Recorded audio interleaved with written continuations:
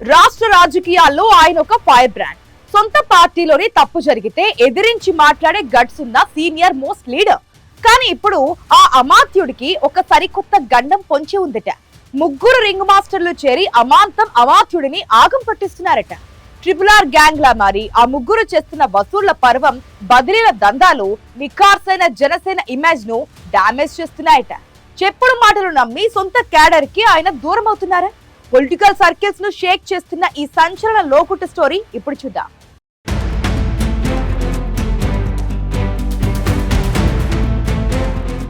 వ్యక్తి పూజకు, చెప్పుడు మాటలకు ఆ అమాత్యుడు అలవాటు పడ్డాడా? ఓసారి ఓటమిని చవి చూసినా ఆ పాలకుడు పాఠాలు నేర్వలేదా? ద్వార పాలకుల దందాలతో జననేత గ్రాఫ్ నేలను తాకుతుందా? ఇప్పటికైనా నాయకుడు తేరుకుంటే ఓటమి అంచులో నుంచి బయటపడొచ్చా? ఫైవ్ బ్రాండ్ జర దేకో బ్యాక్గ్రౌండ్ అనే నినాదం నల్గొండలో హోరెత్తుతుందా అంటే సీన్ చూస్తుంటే అవుననే సమాధానం వినిపిస్తోంది.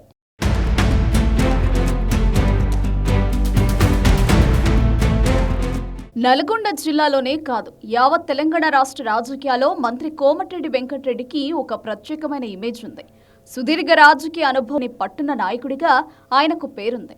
అయితే ఇంతటి బ్యాక్గ్రౌండ్ ఉన్నప్పటికీ ప్రస్తుతం అమాత్యుడు తన చుట్టూ ఉండే కొంతమంది కోటరి భజనకు, చెప్పుడు మాటలకు ఎక్కువగా ప్రాధాన్యత ఇస్తున్నారనే విమర్శలు బలంగా వినిపిస్తున్నాయి.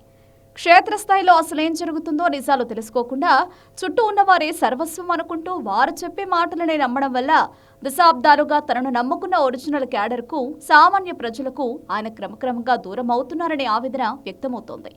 గత 2018 అసెంబ్లీ ఎన్నికల్లో కోమటిరెడ్డి వెంకటరెడ్డికి రాజకీయంగా గట్టి ఎదురుదెబ్బ తగిలి ఓటమి చవిచూసినా ఆ చేదు అనుభవాల నుండి ఆయన సరైన పాఠాలు నేర్చుకోలేదని విశ్లేషకులు భావిస్తున్నారు. మళ్లీ అదే పాత పద్ధతులను అవలంబిస్తూ చుట్టూ ఉన్న షాడో లీడర్ల దందాల వల్ల తన సొంత గ్రాఫ్ దెబ్బతింటున్నా తేరుకోవడం లేదనే చర్చ నల్గొండలో హాట్ టాపిక్ గా మారింది.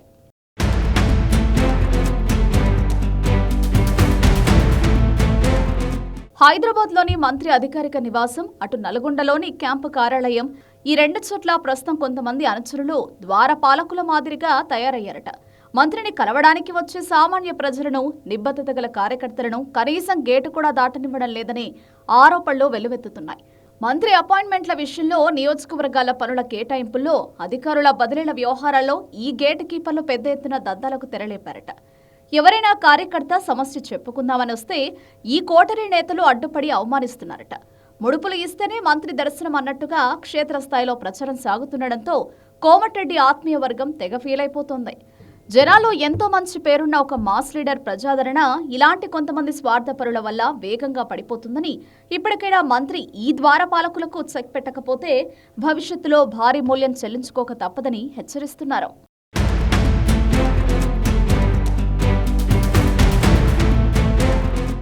ఇదంతా ఒకెత్తైతే నల్గొండ జిల్లాలో ఇప్పుడు RRR గ్యాంగ్ ఆగడాలు అంటూ ఓ సరికొత్త చర్చ జోరందుకుంది. మహాత్మాగాంధీ యూనివర్సిటీ అవుట్సోర్సింగ్ ఉద్యోగాల నియామకాలను ఈ గ్యాంగ్ ఏకంగా వేలం వేశారన్న విమర్శలు వస్తున్నాయి. అర్హత ఉన్న పేద నిరుద్యోగులను పక్కన పెట్టి మంత్రి అనుచరులమని చెప్పుకుంటూ లక్షలాది రూపాయలకు ఉద్యోగాలను అమ్ముకున్నారనే ప్రచారం నల్గొండ వ్యాప్తంగా కలకలం రేపుతోంది.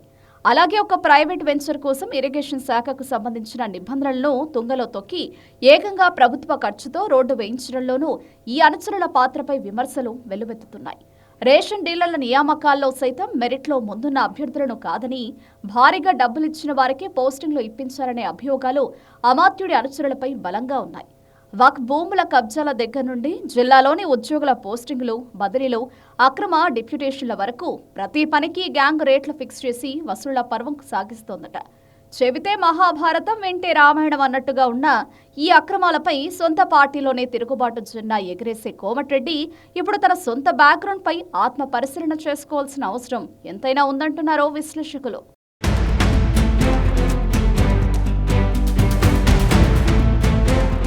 పరిస్థితి ఇలాగే కొనసాగితే రాబోయే స్థానిక సంస్థల ఎన్నికల్లో కాంగ్రెస్ కు పెద్ద మైనస్ అయ్యే ప్రమాదం ఉందని రాజకీయ విశ్లేషకులు హెచ్చరిస్తున్నారు. అయితే ఇప్పటికీ సమయం మించిపోలేదు.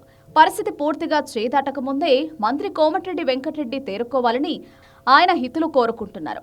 తన చుట్టూ ఉంటూ ఇమేజ్ను డ్యామేజ్ చేస్తున్న దందా గ్యాంగును, భజన పరులను వెంటనే పక్కన పెట్టారని సలహా ఇస్తున్నారు. చెప్పుడు మాటలు వినడం ఆపేసి నేరుగా ప్రజల్లోకి, సాధారణ కార్యకర్తల్లోకి వెళ్లి ప్రజా సమస్యలపై నిజమైన ఫీడ్బ్యాక్ తీసుకోవాలని కోమటిరెడ్డి ఆత్మీయ వర్గం కోరుకుంటుంది.